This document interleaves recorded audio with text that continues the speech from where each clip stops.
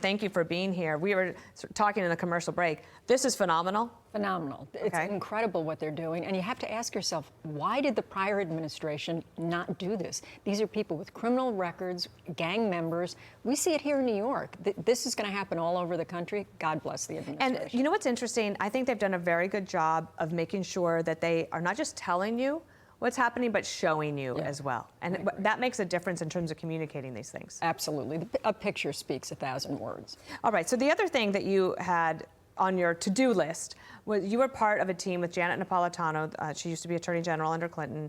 And you guys looked at what happened with the U.S. Secret Service and the Butler, Pennsylvania investigation, or you did the investigation. Here's the headline from the Wall Street Journal that you wrote with her. The Secret Service and the President's life. Our investigation after the assassination attempt found deep systemic and cultural problems.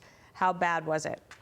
So, Dana, look, the President of the United States represents the power, the liberty, the authority of all of the American people. We know these threats from Iran in particular. Look, they're targeting him because he took their money away during his first term and choked off Hamas and Hezbollah. We know that he targeted Suleiman, who had blood on his hands of both Americans and Muslims in the region going back to the 80s. And so the threat against him in particular is incredibly real. What was disturbing was when he was the president-elect, he didn't have access to the resources he does now as president.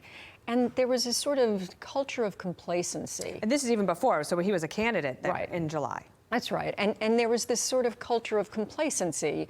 Did you look at the high ground? Oh yeah, somebody else looked at it, and we realized they didn't have the technology. We talked to the NFL, go Chiefs. We talked to the NFL. They have a state-of-the-art technology program that should be a model for what the Secret Service. We don't have that. We don't have that. They don't have it, and it's very. You saw in the report, we found them to be very insular. They thought their security and their technology needs were unique.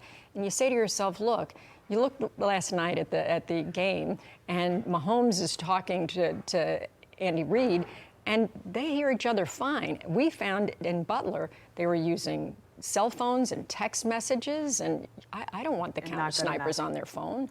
There were many people from the Secret Service who resigned or were fired over the weekend. Appropriate in your mind? Yeah, and it's time for a fresh look, frankly. And they need to bring in the private sector. They need to say what their needs and requirements are, and then partner with them. They don't have to build things themselves. They just need to bring in better technology. And was work from home an issue? You know, we didn't see that. The agents themselves, what that impacted was the training, right? During COVID, there weren't events where candidates and the president were traveling, and so they didn't get the kind of experience and training that they would have gotten. I do think that played a factor. All right. I also wanted to ask you about this because President Trump made a decision last week that has caught the attention of some people. You mentioned Soleimani. That was the Iranian that President Trump made sure was no more. Right. And they talk about that quite a lot. But there were people in charge, and they have a bounty on their head from the Iranians. And President Trump took away some of their security detail. That's right. And Hugh Hewitt wrote about this. He said, a perfect first week for President Trump with an asterisk. Here's the asterisk. Pulling security from anyone who is a target of an enemy state is weakness on parade and constitutes waving a red flag in front of the mullahs and the IRGC. If, God forbid, anyone, much less a former Secretary of State, is attacked, wounded, or killed by Iran, it will forever tarnish the reputation and legacy of the President and Secretary Rubio. Based on your experience on this recent investigation, is Iran still as big a threat? And are these people still in danger? Look, they're as big a threat, if not more, right? They've stated their intentions as to the president and as to these people, and we ought to take them at their word. They certainly have the capability. And so, yeah, I worry. I reached out to Mike Pompeo. I'm worried for him. Brian Hook, John Bolton, all these people played a very serious role in the first administration. And while the president has his disagreements with them now, that doesn't impact the threat. The threat continues to be very real. All right. Well, I hope you'll come back and visit us again.